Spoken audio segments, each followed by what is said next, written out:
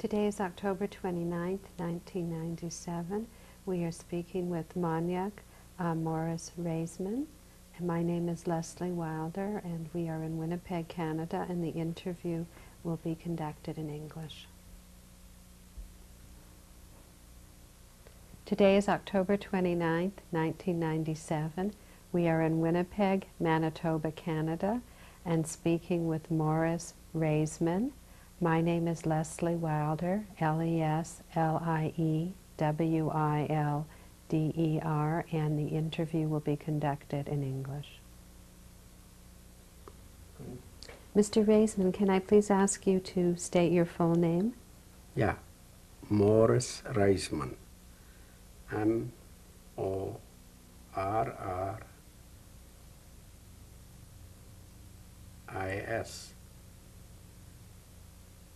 The last name is Raizman. R-A-I-Z-M-A-N. And are you known by another name? Yeah, Moniek. M-O-N-I-E-K. And when were you born?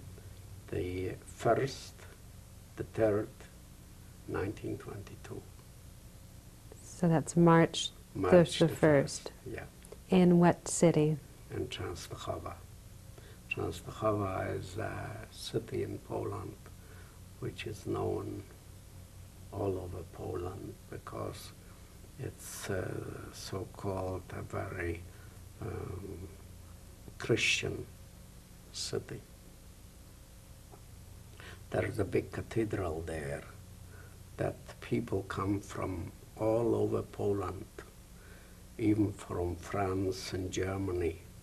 They came to visit the Madonna Maria.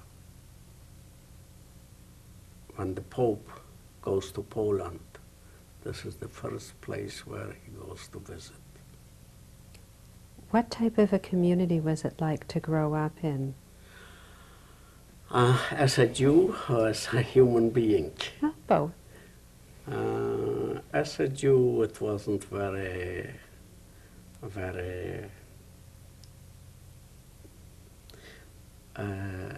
at the time when we had the Polish Marshal Piłsudski, it was very quiet, and he made sure that the Jews are not molested. But after he died, it was a different story. How many Jews lived in this area? When Germany took over Częstochowa, there were 28,000 Jews in Częstochowa. When I was liberated, we were less than 1,000. And what was the community like, the Jewish community like? You mean before the war? Before the war, yeah. Well, most of the Jewish community was in business people, manufacturers, doctors, lawyers. Were there many synagogues? Yeah. They were all burned in the first month the Germans took over. Let's go back to your experience growing up in the area. Tell us about your family, your household. My family was very unfortunate because I lost my father. He was 40 years old, and I was 7 years old. We were 5 children. Their names? And it was hard. And because we were all very young. My older sister, and I don't remember who was older, she or my brother, but they were still very young. So there was some money left, which after a couple of years, or 3 years, and there was nothing. Actually, it started to be better in the 4th year because my brother started to work and my sister started to work. And what did they do? My brother became a furrier. And his name? And my sister was a dressmaker. So it started to be better. And me and my younger sister was still in school. And it wasn't very, very good, but it was reasonable. And was your mother working as well? Pardon? Was your mother working as well? She never worked. She worked a lot, but at home, family. But she never worked to make a living. She made money. I don't think that she had any way how to make money.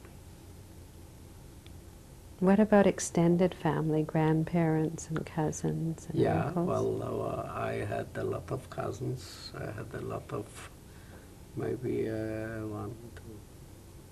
maybe four uncles and aunties and a lot of cousins. How did you celebrate the holidays? Were you all together? Most of the time, yes, we all met in a certain synagogue, and that's how we celebrate the Yom Tovs. Do you remember the synagogues and the rabbis and what they were like? Yeah, there was one synagogue.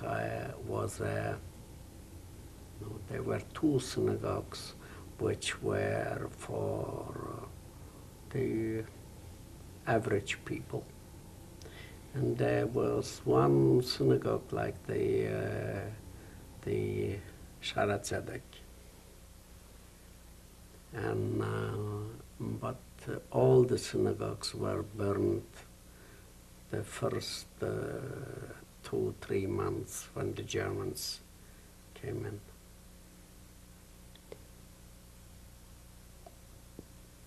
Did you have a Jewish education? Yes. Tell us about it.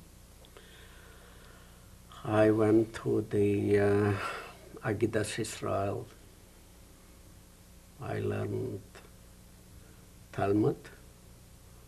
I learned Mishnah. I learned Rashi. I learned more in the Jewish, into the Jewish religious Jews. But then my mother took me out from there for 2 reasons. She didn't have enough money to let me go there. And she wanted me to know Polish, and she gave me to a Polish school. And there I learned whatever the curriculum was for the school. How did you get along with your Polish classmates? It wasn't Polish. It was a Jewish school for Jews, but Polish. Most of the teachers were Jews, but the leading teachers were Poles, and we got along very well. And to me, it was an eye-opener. I always loved history. And the Poles have a very good, beautiful history.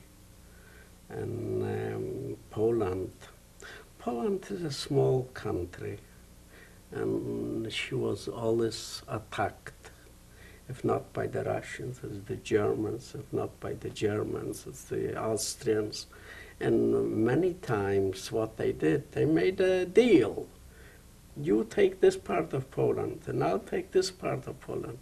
And they took Poland apart, like you make a deal in a store. And, you know, I was so interested in the Polish history that I was, in fact, that was my best subject. And I got my best marks. And I had that with Jewish history too. When it came to history, the rabbis knew that when I pick up my hand, you sit down, we know you.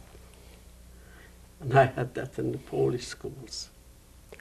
Did you want to further your academic education? Wanted, but I couldn't.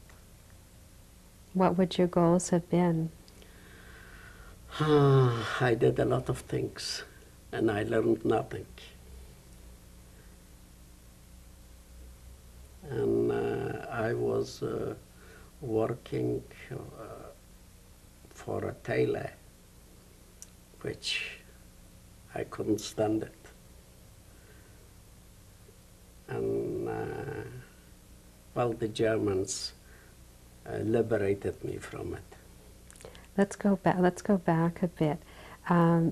After you left the Agudat Yisrael school, did you have a bar mitzvah? And how old were you when you left school? I would say 15 years, maybe 4. I don't remember.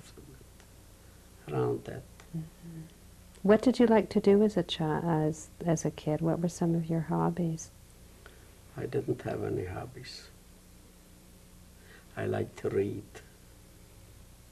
That was my hobby. Athletics and sports? I wouldn't spend my time on all this.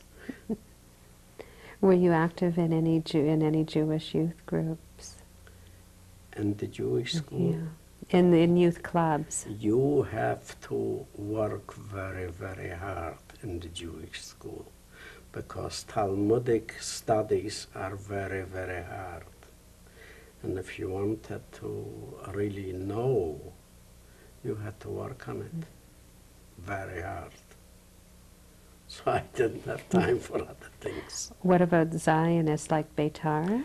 I belonged to the Beitar. Yeah. Tell us about your group. I had to keep that in a secret because the Polish school would have thrown me out. And in Poland, if you are thrown out from a school, no school will ever take you. And to belong to a political organization, that was no. But I belonged to the Beitar.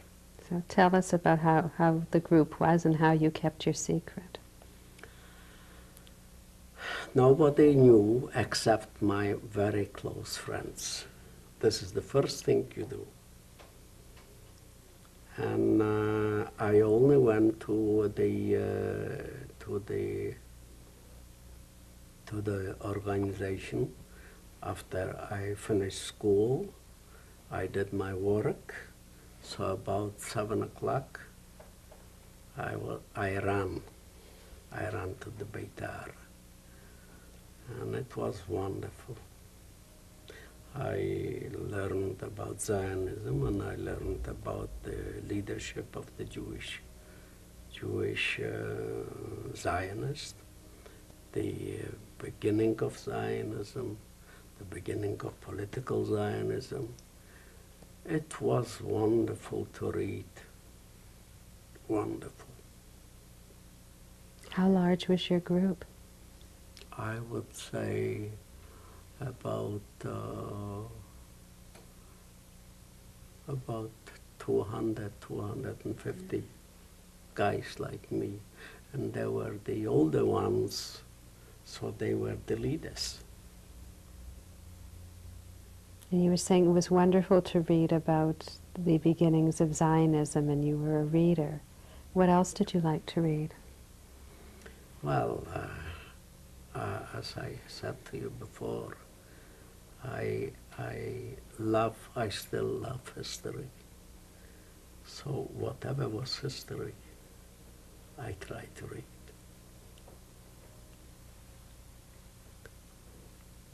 When you were with Beitar, did you have plans to go to Israel? Absolutely, absolutely.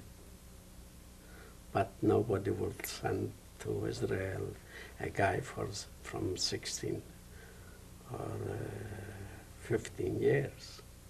You have to be a man already, and you have to go to Hachshara. You have to learn how to work the fields. I went to see these institutions. The Jews had, they bought up certain land for the young Jews from the Zionist organizations should learn how to work in the fields, how to plant trees, all these kind of things. And how were you at that? Not very good. But I enjoyed it anyways. Now, you had said that when you left school, you went to work with a tailor. So tell us about that experience. There is nothing more to say, except that whenever I went home, I cried to my mama that I can't stand it. That's all what I remember from it. I simply couldn't, I didn't like it. Around what year was that, Mr. Raizman? Pardon? Around what year was that? I was then 14 or 15 years old.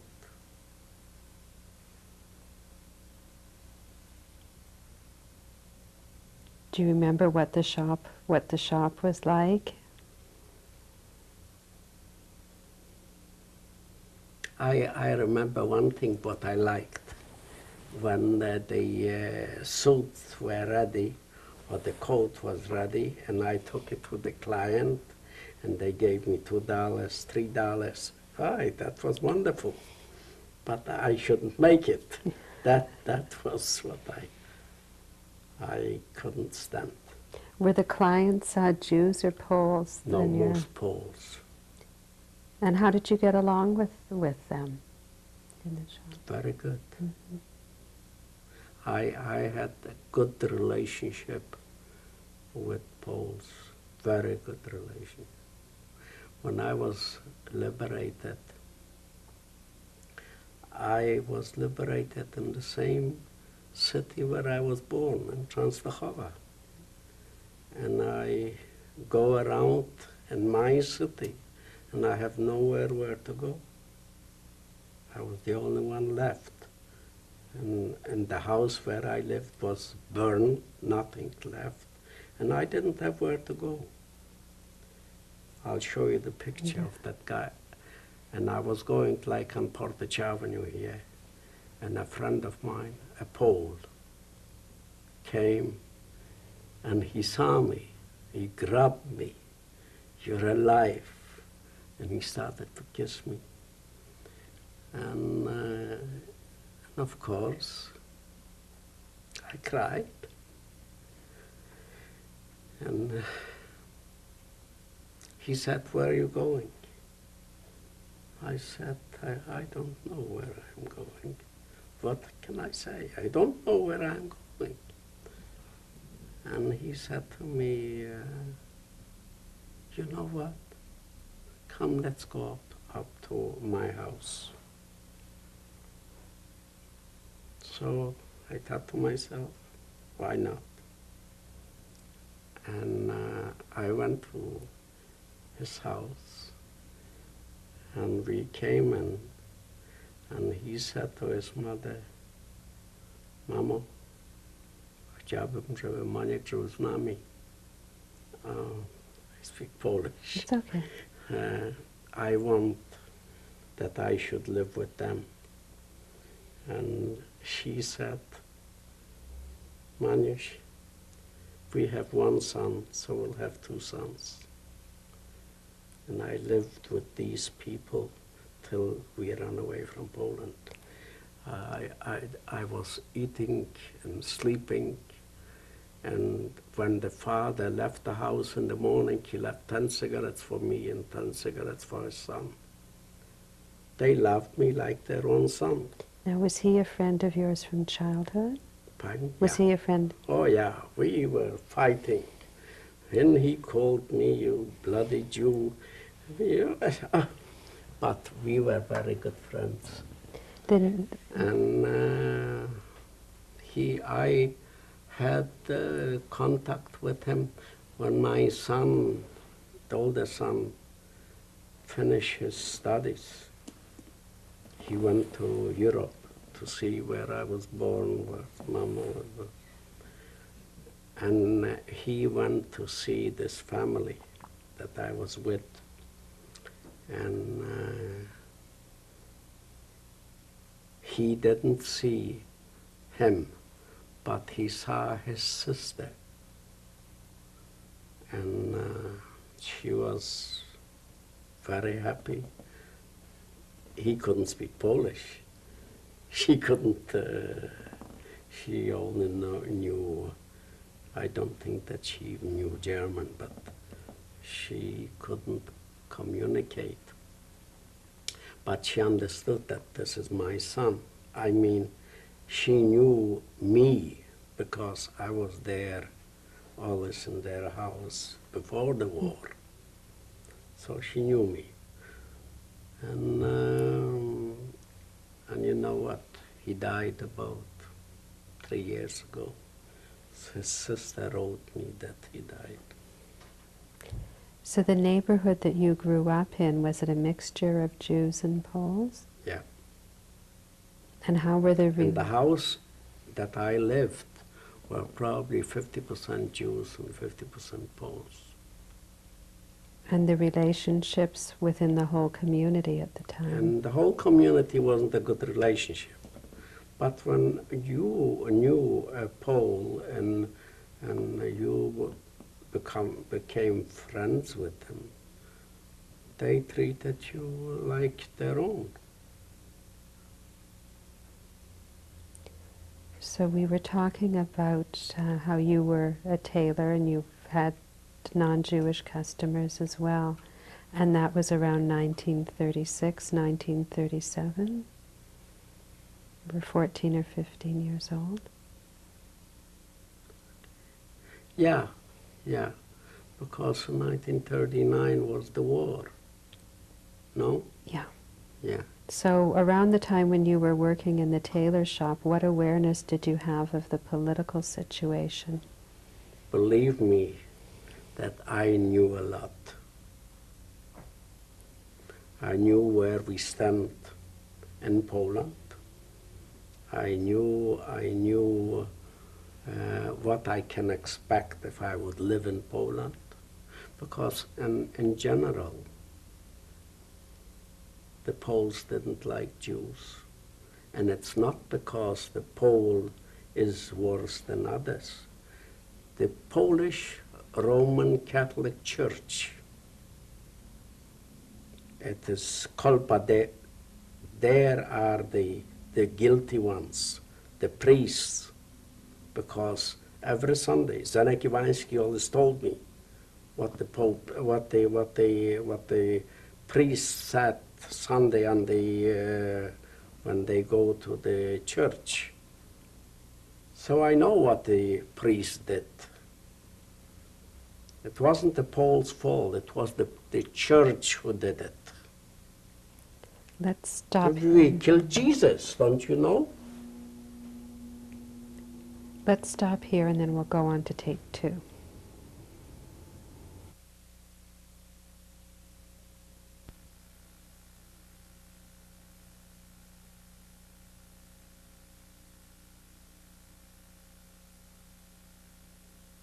for the war and the political situation. Very, very bad. You know that in 1936 there was Narodowa Organizacja Polski. They were taking young guys and put around the Jewish stores not to let in Poles into Jewish stores.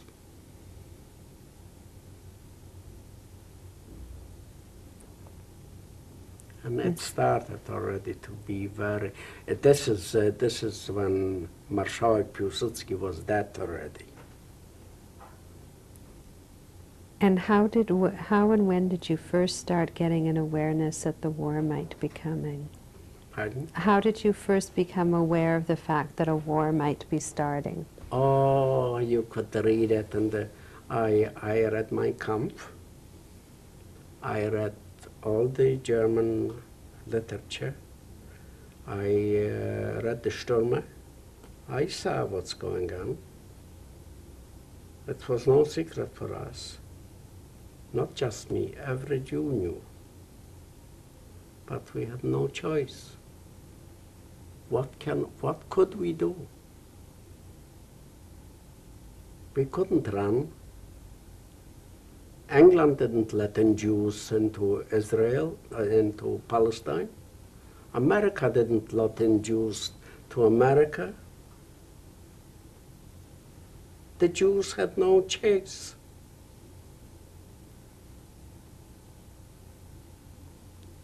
Now the Germans came into Czestochowa in 1939. Oh, the minute that the war started. Mm-hmm. The war started on Friday morning or Friday lunchtime.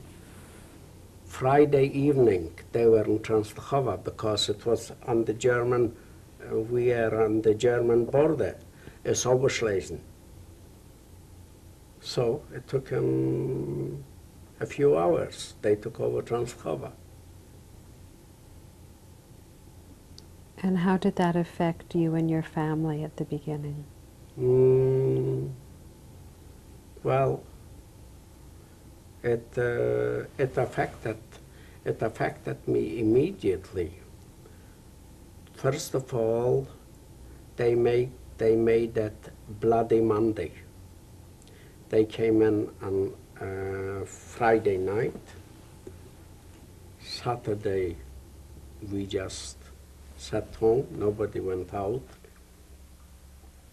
Sunday we start to go out, and Monday when we started to go around and look already to buy a bread, to buy something, you know, because so they made, and we called it the Bloody Monday, because they shot a lot of people couldn't speak German.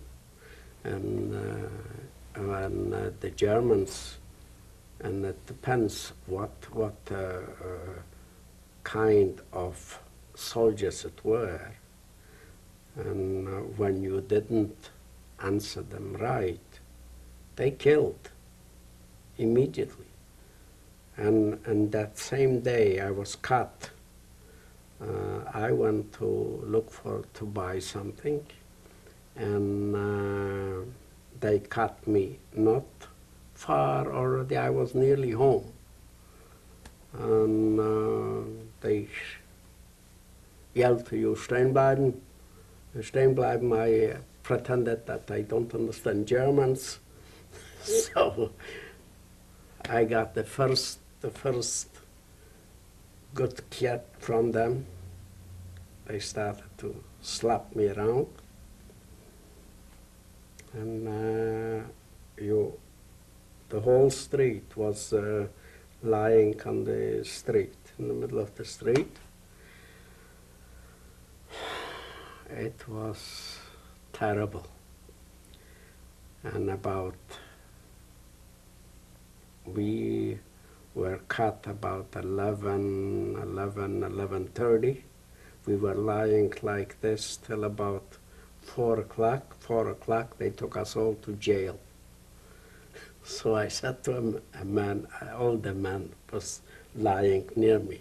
And these were Jews and Poles? No, Or just Jews and Poles? Poles, not just Jews. Whoever was on the streets. And when they announced that we are going to take us to the jail. So I said, isn't it a good thing?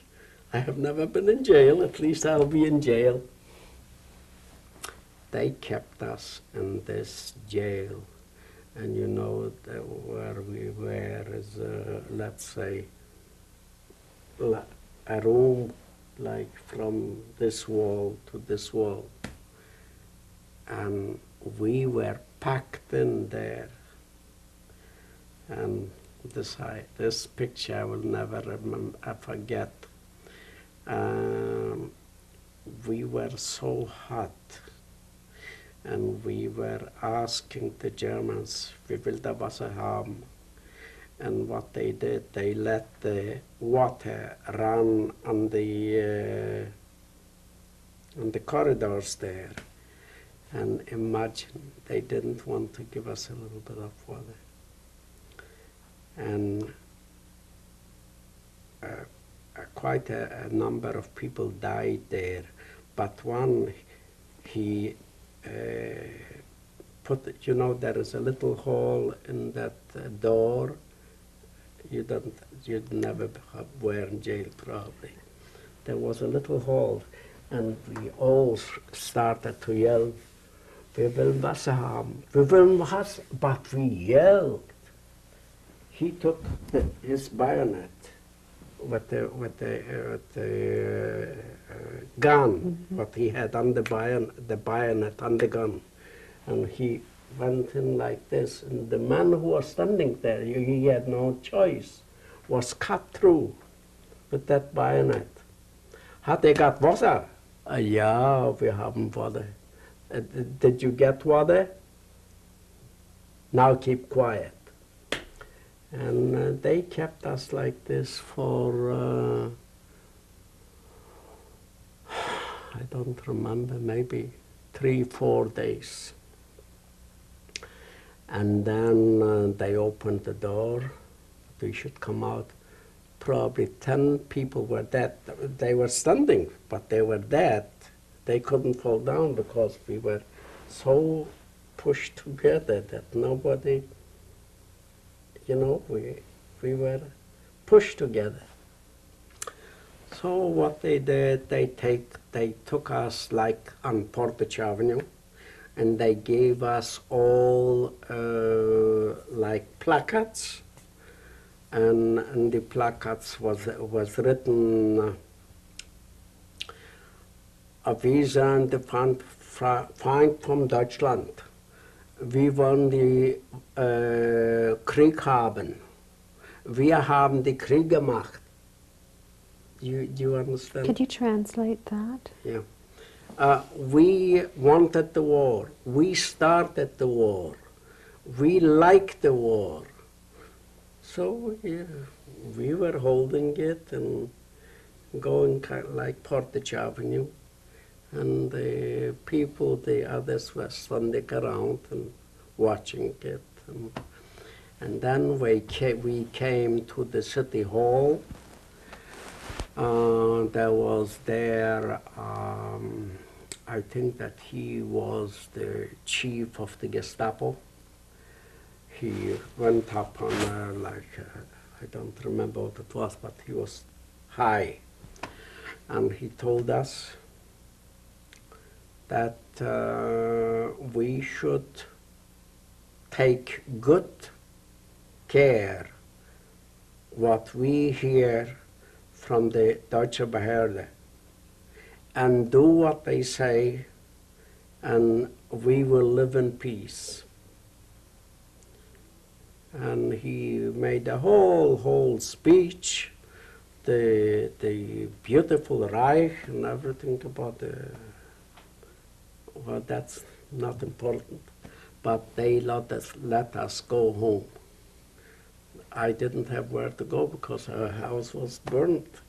Your house had been burnt in the first And the days? first day of the war, they said that the Jews were shooting to the German soldiers, so they burned everything. And that little guy, my small brother, he was home. He was then now probably 6, 7 years old. He took my sisters and my mother through a, I don't remember. He saved them. Most of the people were burned there in the house. They didn't let them out. He went to on the other side of the house, and he somehow got my mother and my 2 sisters out of there. That little guy. And later, when I was out of the jail, I thought to myself, where am I going to go? So I thought I will go to my uncle. He lived on Alea Volnoshi. And I came down there, and it was my mother's brother. My mother was there, and my sisters were there.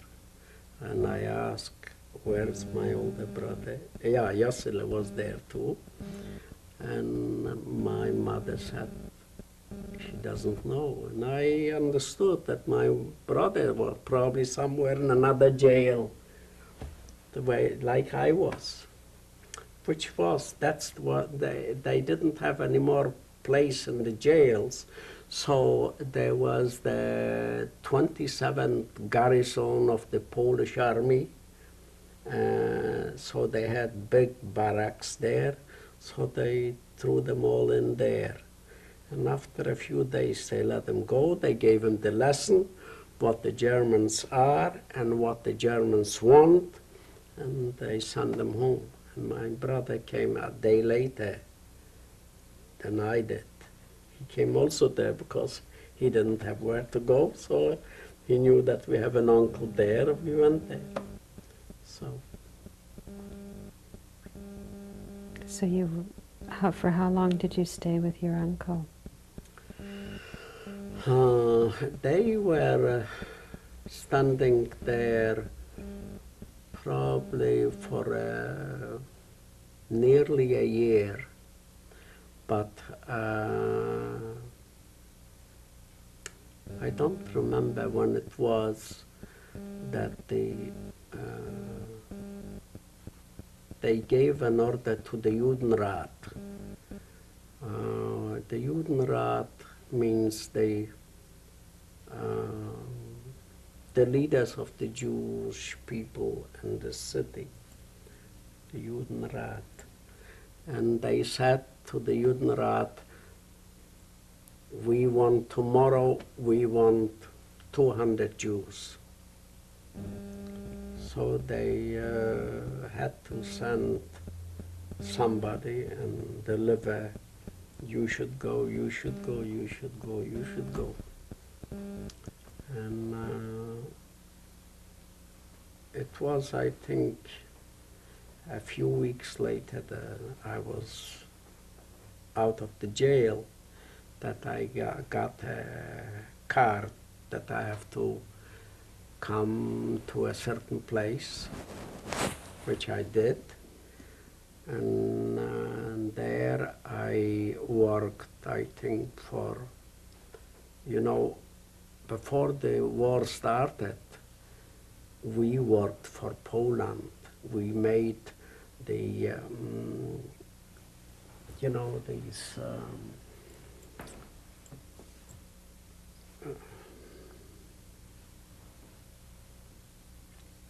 it is like a boundary that the Germans shouldn't be able to go through. It was with wires and with such nails, you know, and it was 4 kilometers down, and the Germans took us that we should take this apart.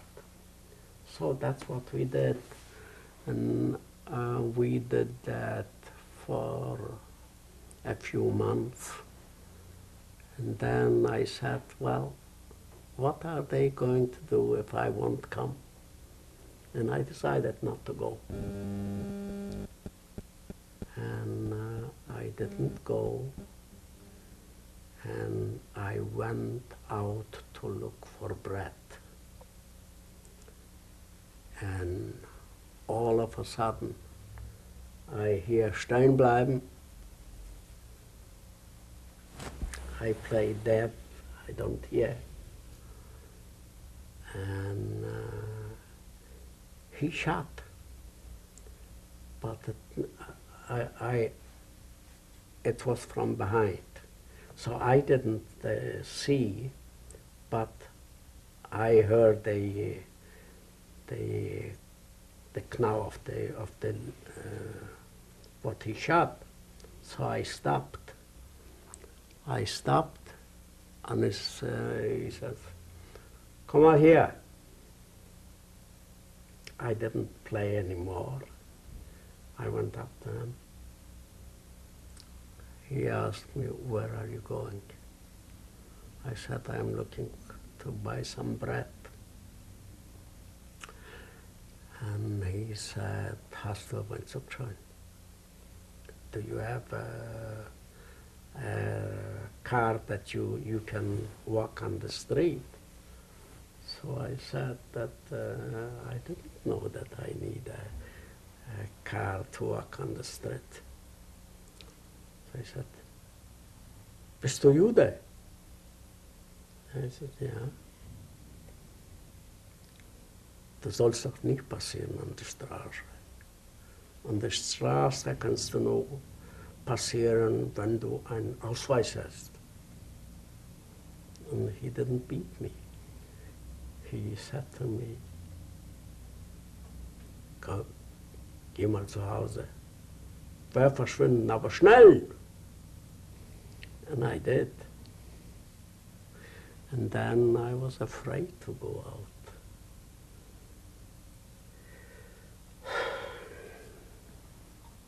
Well, what's there to talk?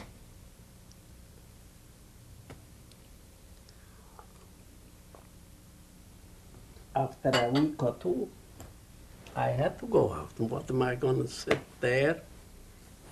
I had to go out. And I was caught on the street again. I got a good licking, but they didn't let me go. They assembled guys like me. Maybe we were 600-700. We were in a certain place. We were there maybe for 10 days till they had what they wanted. And I was sent to Moniek. We were taken to the Bahnhof. They put us on the trains, you know, the cattle trains.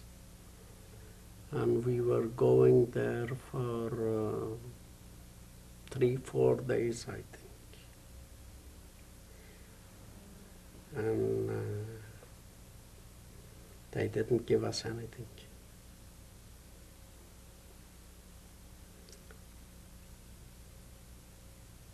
And you know what? A lot of people died there.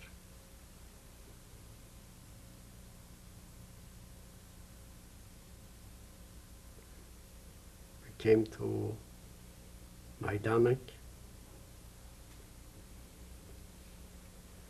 Something awful. The gypsies were already there. The women were completely cut off the hair, They looked awful. They looked so dirty. And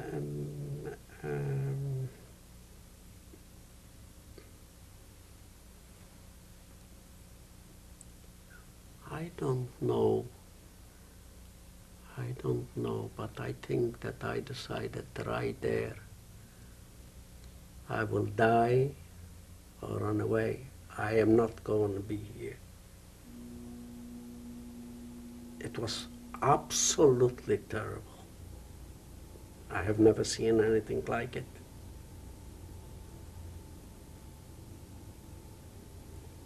After 2 days or 3 days, I ran away. What were you doing in those 2 days? Practically nothing, because I hid whenever they took the people, some groups, to work wherever, I don't know. I think that they went working somewhere in a forest. And I always hid somewhere. And this helped me find a place where I thought that I have a chance. Either I'll die or I will run away. And I did run away. And I came to a forest. How did you manage your escape?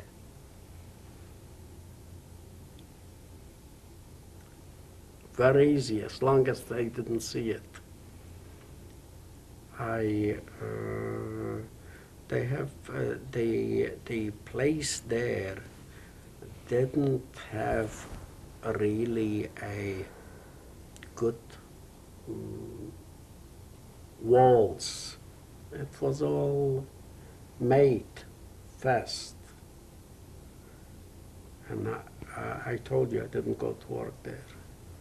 I looked up a place where I thought that I'll be able to make a hole there, that I should be able to escape at night. And I did that for a few days. And I saw how the guards changed there. And I made sure, I thought that I made sure that I'll be able to make it. And I did. And when I was out, I saw that it's bad. It was a place where it is most Ukrainian people living there, which I was more afraid of Ukrainian people than of Polish people. And I got into a forest, and I was lying in that forest for 3, 4, or 5 days, and I had nothing. And I see that I'm going to die. I couldn't even find water. Were you by yourself, or did you meet anybody else? Nobody. I was alone with the trees.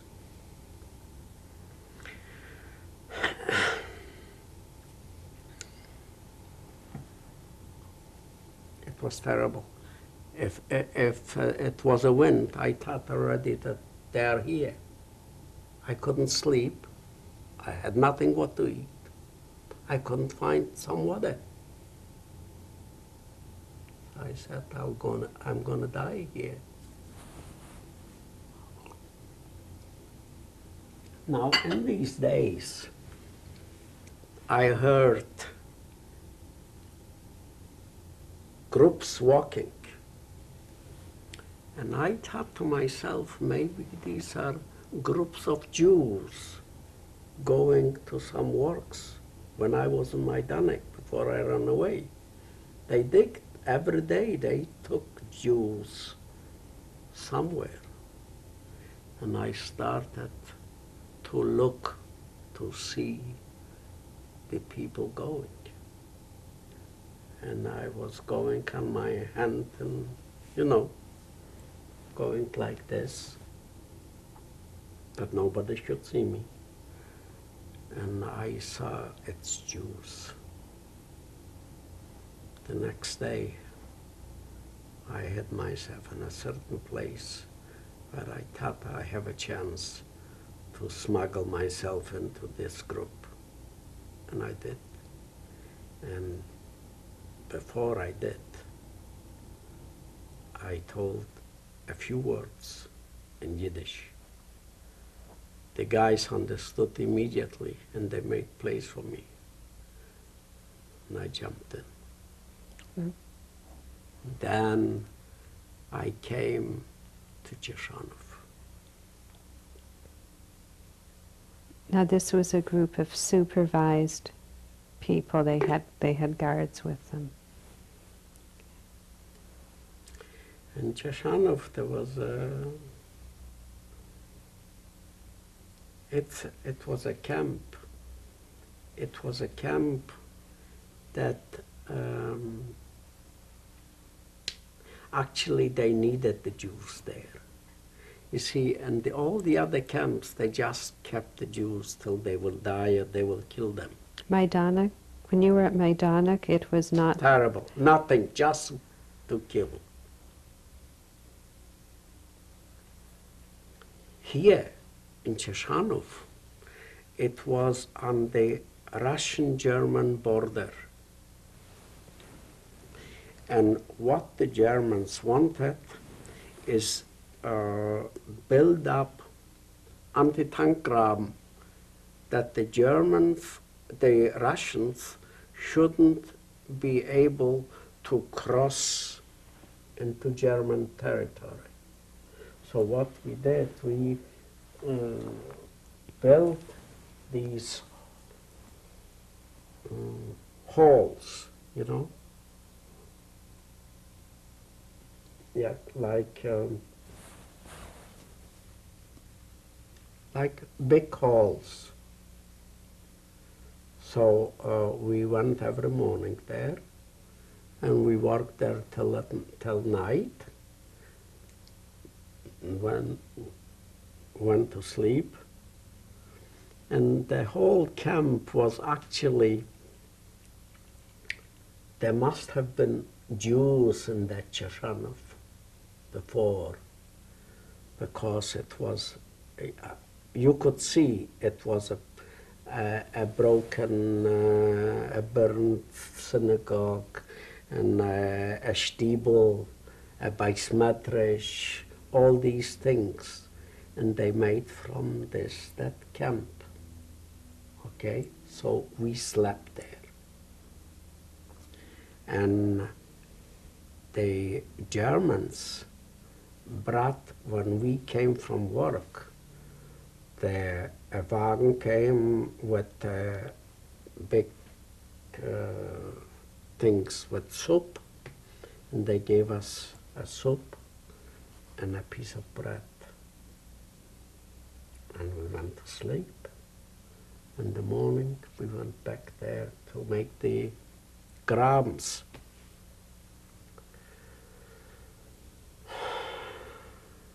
Well,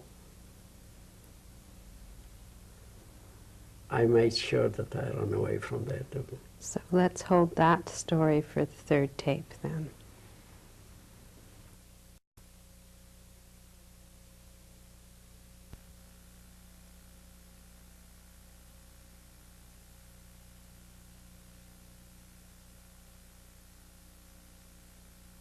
Telling us about Shoshanov and how organized it was, and about your work. Cheshanov, after being in Cheshanov for maybe 2-3 months, came to Cheshanov a guy who once I did a favor. He was a German Jew. He came to Transdachova. You wouldn't remember when the Germany threw out the Jews from Germany. So part of the of the Jews who were thrown out came to Transdachova. We in Beitar organized groups of young guys like me that we should go to the station and meet the Jews who are thrown out from there and find for them places in Jewish homes. His name was Herbert Kraszkowski. He was a full German, except that he was Jewish. And I took him and his family. I found for them a place. And they lived till the Wysiedlenie, what we call when the Germans liquidated Transdachova Jews. They lived there, and they had as normal a life as we had, because he was in a good place. He came to Cieszanów, and the Hauptsturmführer immediately liked this guy. First of all, his German was tadellos. He was a German, except that he's Jewish. He immediately, it was Hauptsturmführer Kalus. He took him and asked him to organize an office for the camp, which he did. And one of the people who were organized for that office was another friend of mine, also from Transdachova. He also finished schools in Germany. He was studying in Germany. So their German was not like mine. They were real tadellos Deutsch. And Kalus, the Hauptsturmführer from the SS, he loved them both. When Herbert Kraszkowski saw what I'm doing, he said, "Don't go to work today. Stay here in the camp. I will talk to Hauptsturmführer Kalus that you will be a good man to work in this office." And of course, he talked to Kalus. Kalus gave him the Erlaubnis. He allowed him to take me in there. And I got an Ausweis stamped by the Gestapo that I am on the Dienst, I am on the service of the SS. Good. I don't have to go anymore to work there. So I say, "Herbert, I thank you very much." So he said to me, "You remember what you did when I came to Transdachova? At least I could do this for you." Well, I thanked him very much. But I said, "What am I going to do? I can't write. I can talk German. I can't write German." He said, "Don't worry. I won't give you anything to write. What you will do, I'll tell you what you'll do. You will get up every morning and you will go to the people living in it was a little town, actually, in Cieszanów, where we have the camp. You will go and to mostly Ukrainians live there." He said, "You will get every day," because he wanted me to take every day so much food. You see, I must explain to you what it was. We built, there were tens or 20s of these camps, because they built these grabens, anti-tank grabens, all around the boundary from Germany to Russia. And we built these halls that the Russians shouldn't go with their tanks over to the German side. And this was a complete, all around Chashanov were other camps. There was Zhikov, Narol,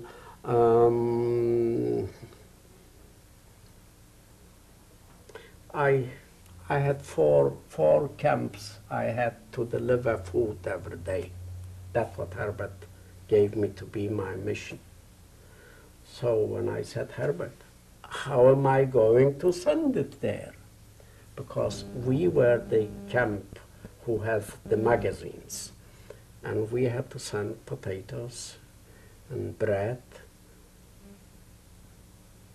I think that's all. But I had to have nachshop. I had to have with what? So he said, you go out to town and go into any farmer and tell him that you want his 2 horses with a wagon. I said, Herbert, they'll kill me. No, they won't. And that's the way it was.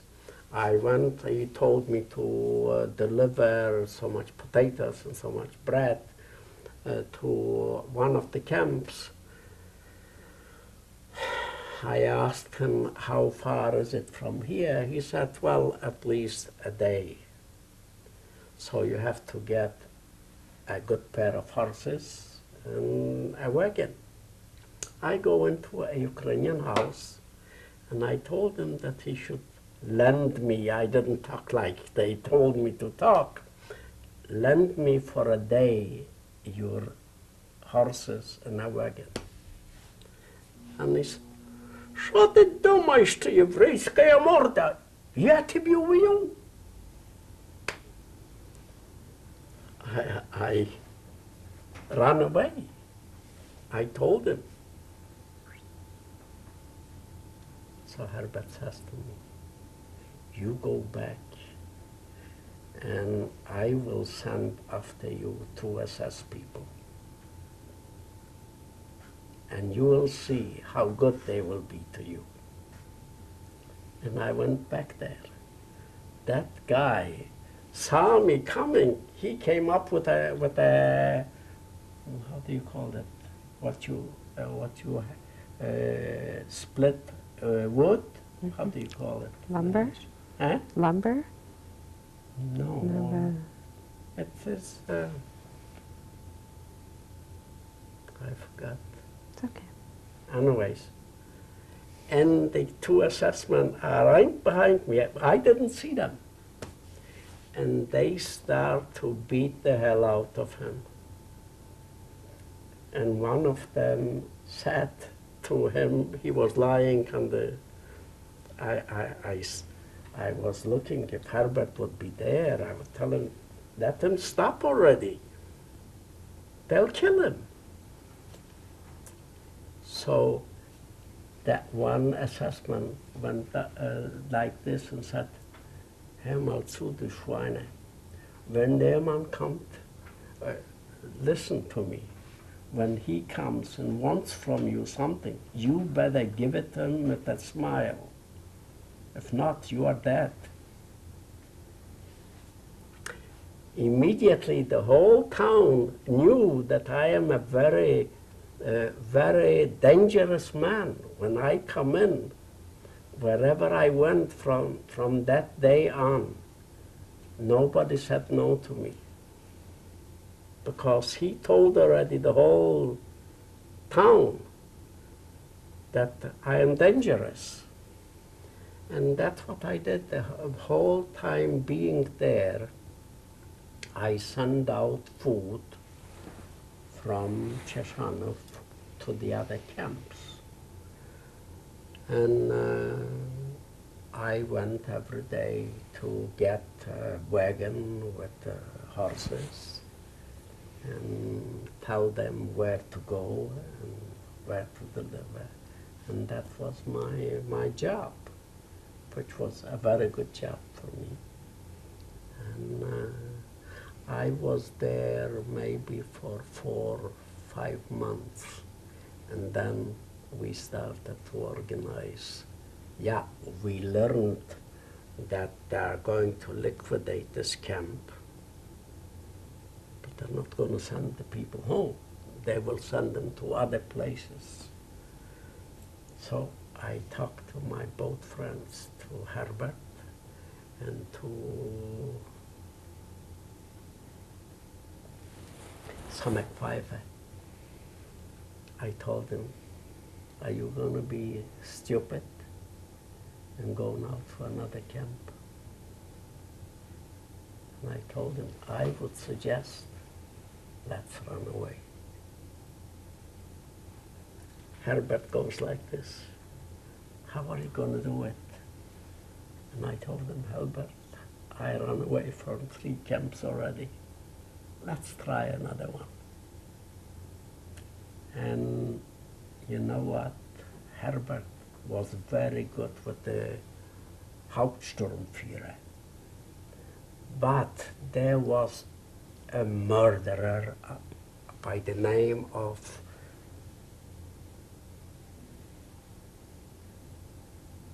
I cannot remember the name.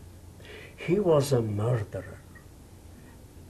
Kallus, the Hauptsturmführer, was also an assessman.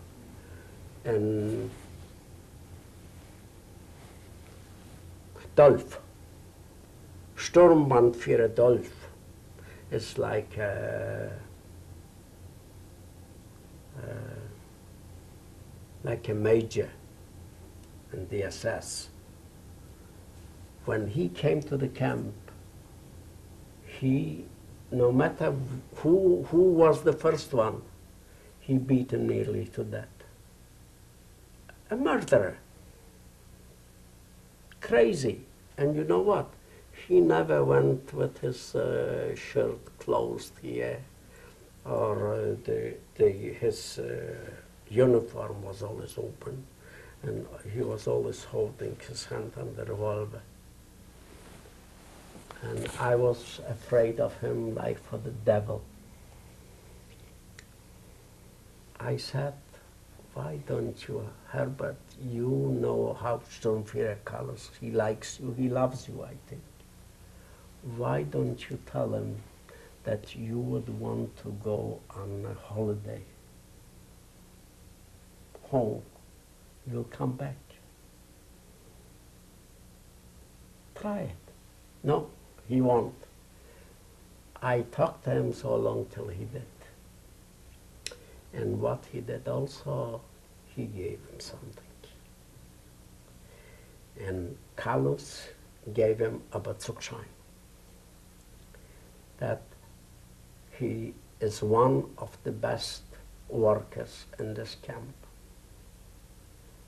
And he is going on a furlough for 2 weeks.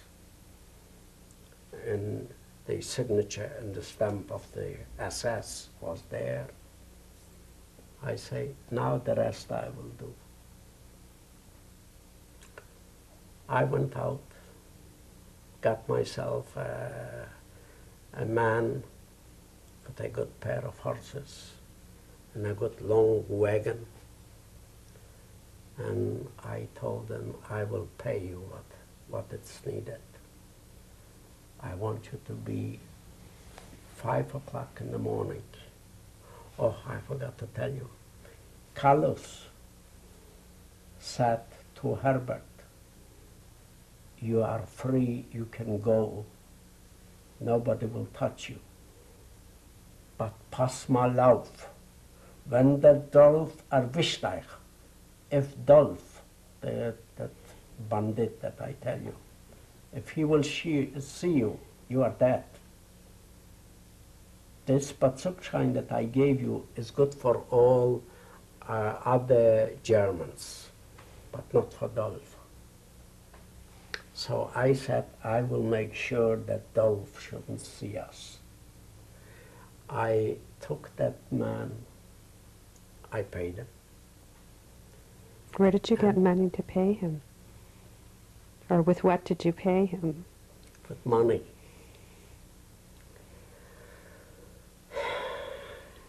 And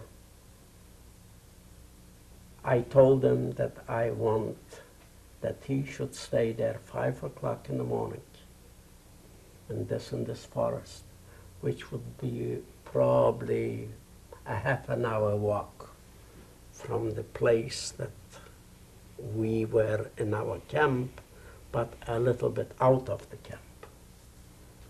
And that's what had happened. We went out, 4 people. And who? Me, Herbert, that other guy I told you before, his name. Zamek Pfeffer? Zamek Pfeffer? Yeah, yeah. And another guy also from Transnachova. And we walked to that forest, 5 o'clock. Walked to the forest. That man with the wagon was waiting there. We sat down on the wagon. He took us to the barn station. We came up to the train. Herbert showed them the German Ausweis with the stamp of the SS. They let us go in. We came to Transnachova. No. Frank und frei. Now, I just want to clarify 2 things. The pass covered all of you? Pardon? The pass was good for all 4 of you? Yes. With your 4 names? Yes. And no names. No not names. just 4 people. But it is first of all, you have to know the power of a Hauptsturmführer. Mm-hmm. And it was written that this is for good Arbeit, for good work, and it is for 2 weeks for love. And where did you get the money? No, pardon? And where did you get the money? That's not important. Okay. Do you know that when you talk to a Sturmbannführer, and when somebody sees Unterschrift, the signature with a stamp from a Sturmbannführer, you don't ask questions. And all Herbert did is showed it to them, to the people there in the train, to the station master, and no questions asked. And we landed in Transnachova. Okay. And we're going to go back a little bit because you had a stop after you left Majdanek. Yeah. You were in Belzec for a Yeah. few days. Yeah. Because Belzec was the place that I came when I was in the forest, you remember? Mm-hmm. And I had to go into somewhere, otherwise I felt that I'm dying. I couldn't get anything in the forest. And that took me to Belzec with that group that I got into. And how? You understand? I understand. And with that, from Belzec, we walked to Cheshanov. But you were in Belzec for 3? A few days. What do you remember about Belzec? Except what I remember is that the gypsies were already there when I came to Belzec. And what contact did you have with them? Nothing. We did not mix. And almost the whole group of Jews who came there were marched to Cheshanov. They had already work for us. There in Belgrade, you did nothing. You just were waiting till you die. Were you questioned? Did they question where you came from, added to the group? No question. And you sat in the barracks, any food or Yeah. anything?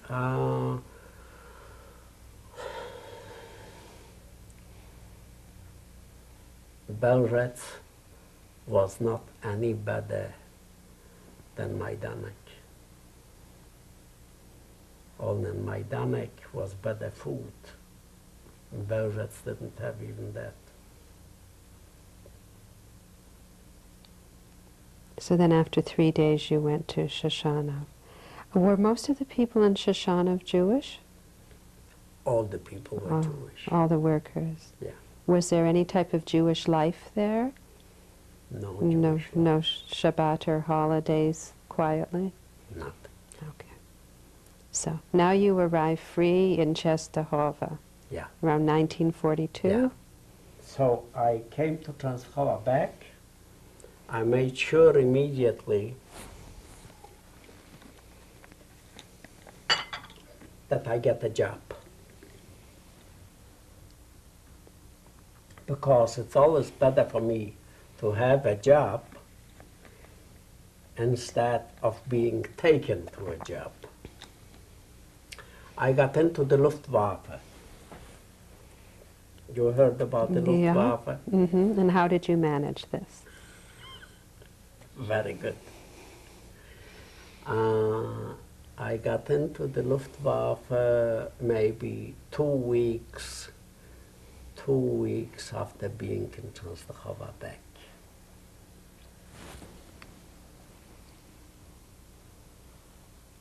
Yeah. I had a friend.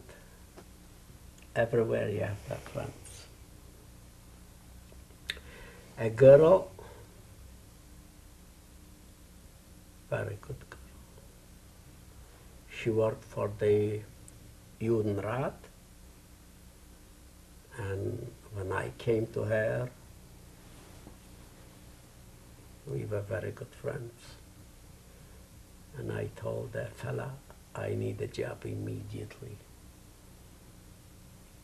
And she gave me the job in the Luftwaffe. And the Luftwaffe wasn't really bad. What we really did for the Luftwaffe, we were not pilots. We didn't get any planes. What we did, we prepared accommodation for the German soldiers who came into Częstochowa, because they changed them. And we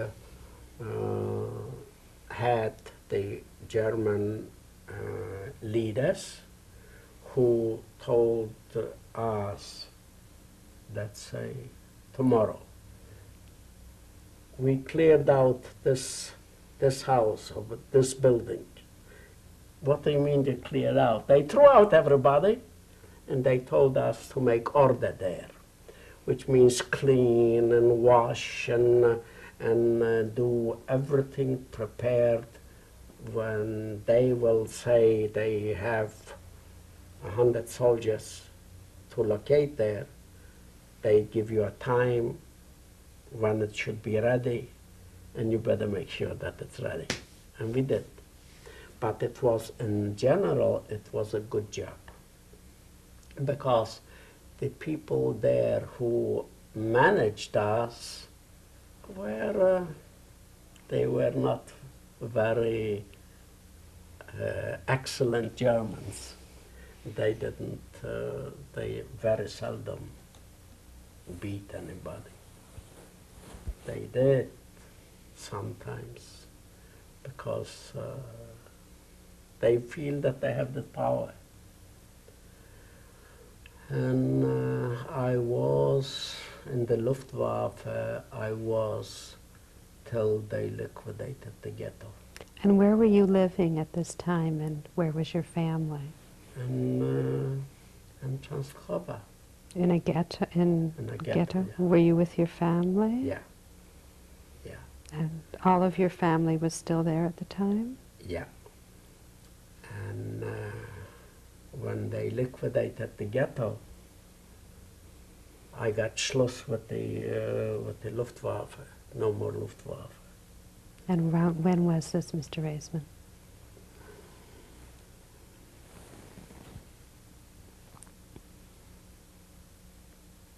I'll have to ask my wife. I don't remember. It's okay. Around 1942? 40? No, it was 43. Three in the or, spring. Maybe the end of 43. Yeah. They burned the ghetto. Lots of people died. And I never saw my family again. And I got into Hasek. Maja was also in Hasek. And there we were till the Red Army liberated us. How did you manage to survive the liquidation and get into Hasek?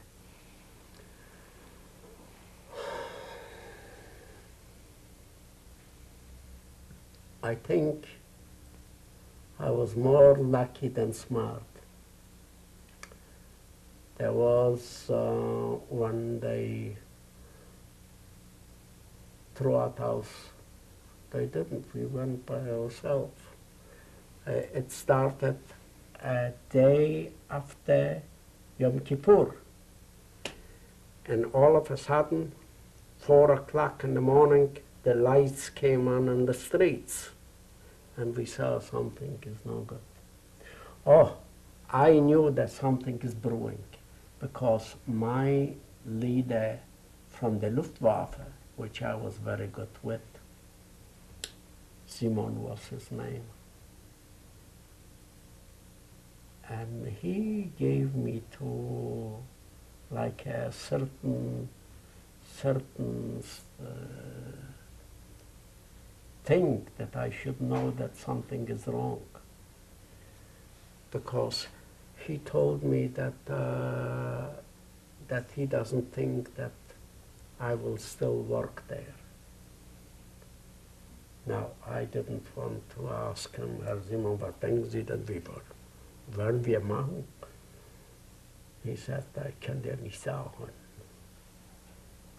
I saw that something is wrong, and 4 o'clock in the morning, the lights came up, and then they started, Juden raus, Juden raus, Juden raus, and we started to go out on the street. And most of the people went from there to Treblinka, and they were all burned. We'll stop here. We'll stop here for tape 4 then.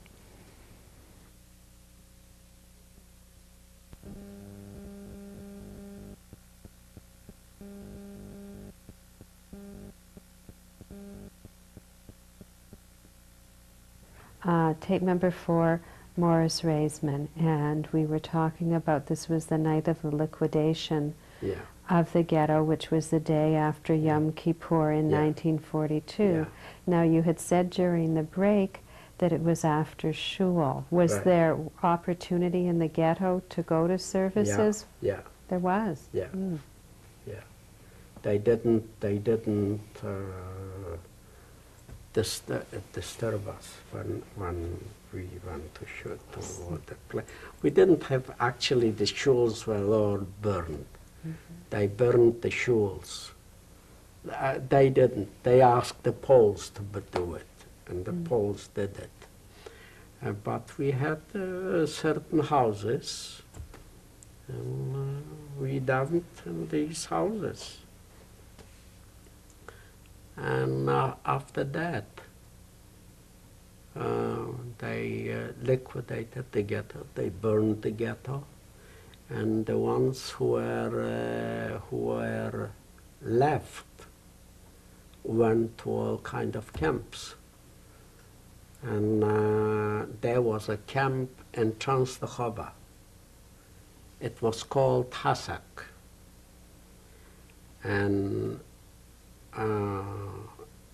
so it was like a selection. You're standing in line, eh?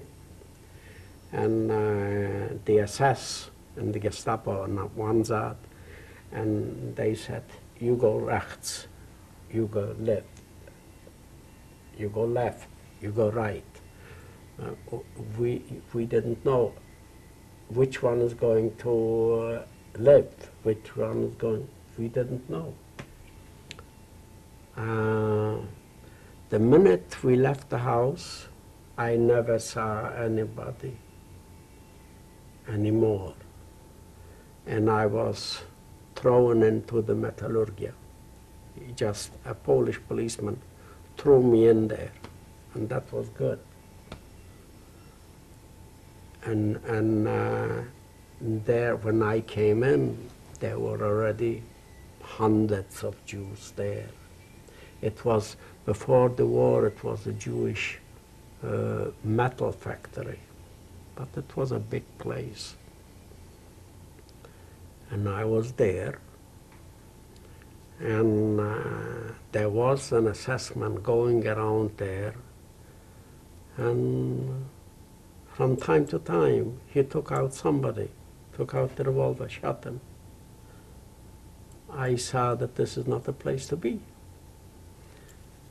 There was a Jewish policeman there, which was, he knew me well. And I said to him, actually in Polish, because he didn't talk Yiddish, he didn't know Yiddish. He was a very assimilated Jew. I told him, Polek, jak będzie okazja, ja chcę zwiać stąd. If there is a small chance only, let me know, and I want to get out of here. He took young boys, the ones that he liked, took them out, shot them, and went looking for others.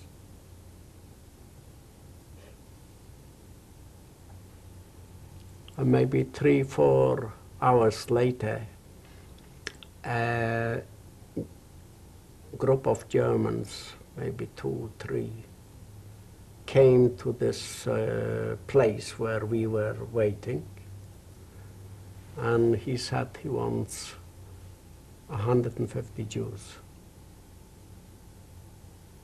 That guy, that Jewish policeman, came to me and asked me, do you want to go? I don't know where they will take you. I said, yes, I want to go out from here. And I did. And I landed in Hasak Pelzere, also a camp, but in Transdachova. And there I was till the Germans ran away. And describe your time there.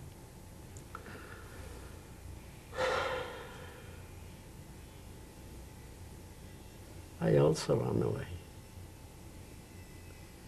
But I ran away semi-legal. In that camp, I got myself into a tailor factory. It wasn't a factory, it was a shop. And it was a shop created to work for the Jews, because people there had only one pair of pants, one jacket, so that this tore, so he had only one sleeve. Or the pants were already old, and his behind was looking out. So that's what he had. So finally, they let the Jews organize a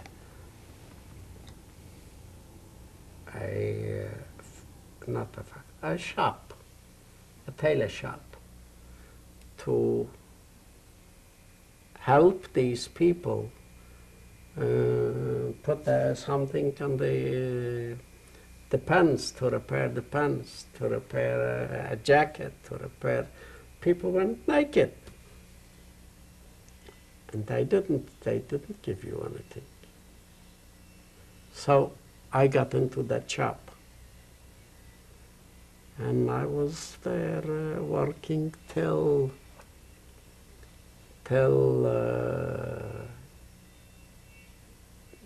January 1944, I think. I think it was 1944. And there were Ukrainians who were the policemen there.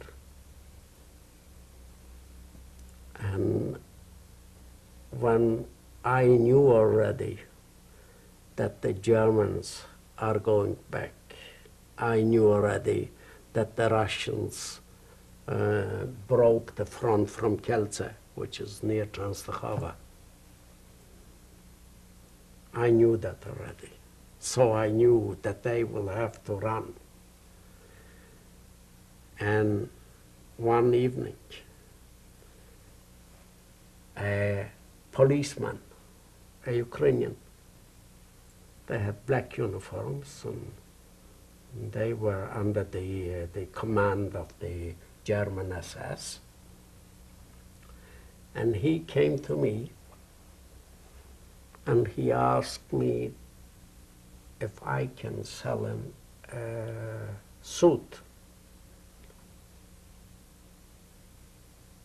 That means that he wants to run away.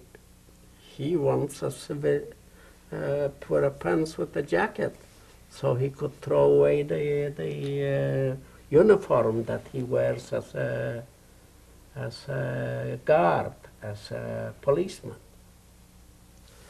So I said, you know what, my friend, I don't need your money. You want me to give you a suit? I didn't have a suit. How do I have suits?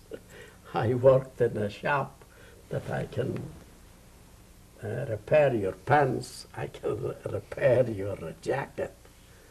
We don't have suits. But I didn't tell him that. I said, I'll do it, but I don't want your money. So what do you want? I'll tell you what I want. Come and see me 2 hours from now. I had there a friend who was, I would say, taller than this gentleman here. I wanted somebody who should be stronger than I am, because I didn't trust him for a minute. I said, after I talked to Yitzhak, I forgot his name already. He's not alive anymore. A giant of a man. Very strong. And before the war, he wasn't just a normal man. He could do all kind of things. And he did.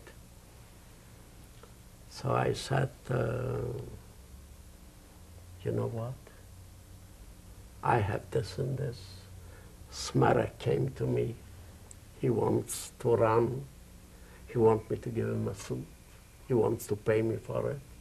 I told him that I don't want any money. Yitzhak, I have a plan. So he said, Moshe, what's the plan? I say that I will talk to Smarek. If he wants to run, I will run with him. I'll give you a suit. and I want you to come with a pair of good horses. And the wagon, I knew where the wagons are. You bring the wagon with the horses, and I want your machine gun.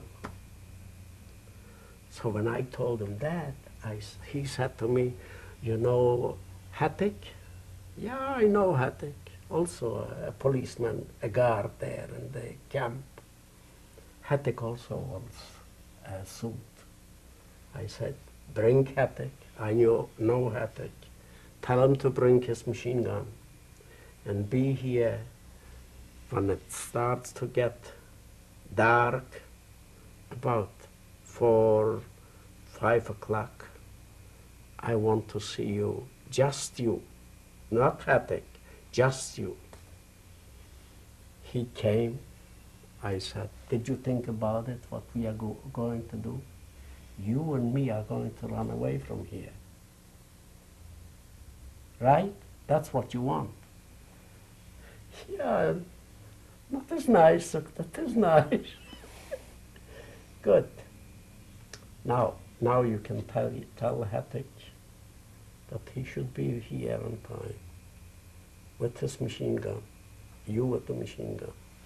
And I will want you to sit on one side, not sit, but stand on this side. Hattic should stand on this side, and I will do the rest. But when we will come to the big door, the iron door, big giant doors, I said, I want you to jump down from the wagon, and I want Hattic to run down from the wagon, and what you will say is that you are taking the sick people from the camp to the hospital. Would you remember that? He said, yes. So now we can start. And when we will be outside in the city, I will give you a suit for you and a suit for Hattic. And you know what? They came. Hattic had his machine gun. Smerek had his machine gun. I put one here, and there were people who I didn't even know that they were there in that wagon. Maja talked to people in the room. I was there. I smuggled myself in. And we came. And what happened, do you think, when we came to the door to get outside, to that big iron doors? They were both completely smashed. I said, Hattic, move. He didn't. He was like a piece of iron. They were so scared for the guards. There were 4 guards at this door. And you know what? Nobody moved. I jumped down from the wagon. And I said to them, wir nehmen die kranken Leute to the hospital. Öffnen Sie. And I started to open the doors. And we opened the doors.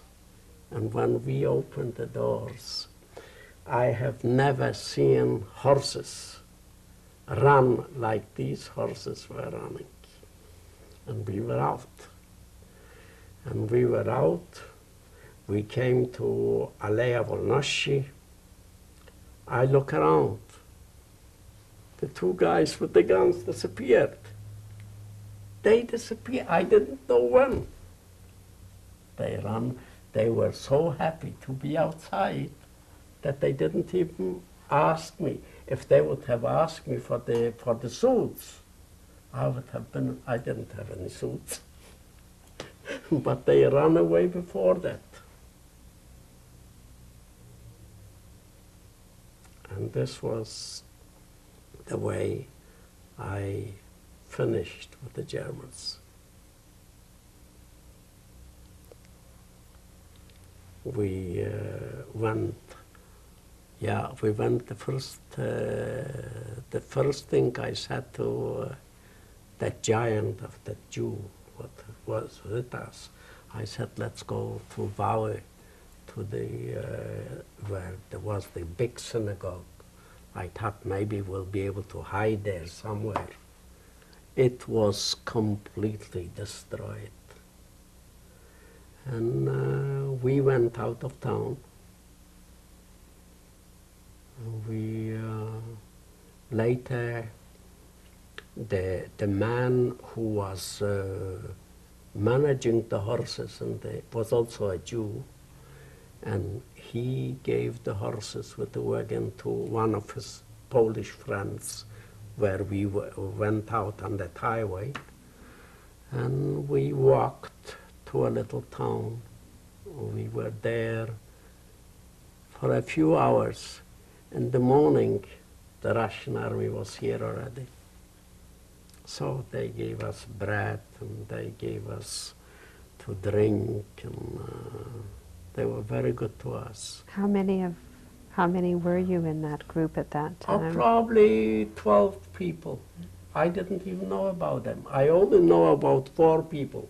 The guy who was supposed to run the horses, and that strong Jew that I told you about, and me, and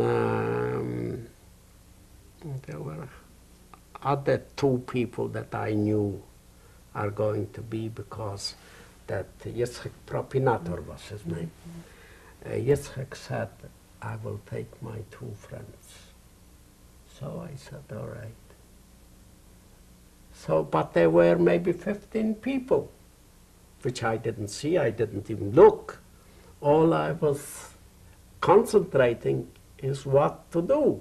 And you didn't realize that Maja, who is now your wife, was in that? No, one? she was not my wife. She who is I now? knew her. Yeah. I was chumming with her cousin. She was a little girl with 2 long, you know, these. Braids. Yep.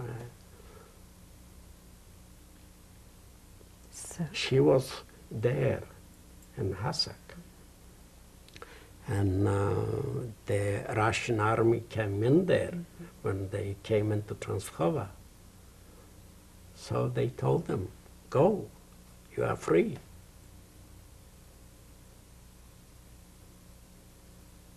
So that was my finish with the Germans. But I always ran. Imagine I came to that place where we are leaving, and these schlubes here are afraid to move. And I had to do it by myself. So when the Russians liberated you, what did you decide to do? Well, I told you that I lived with my Polish friend. I lived there for 2 or 3 months.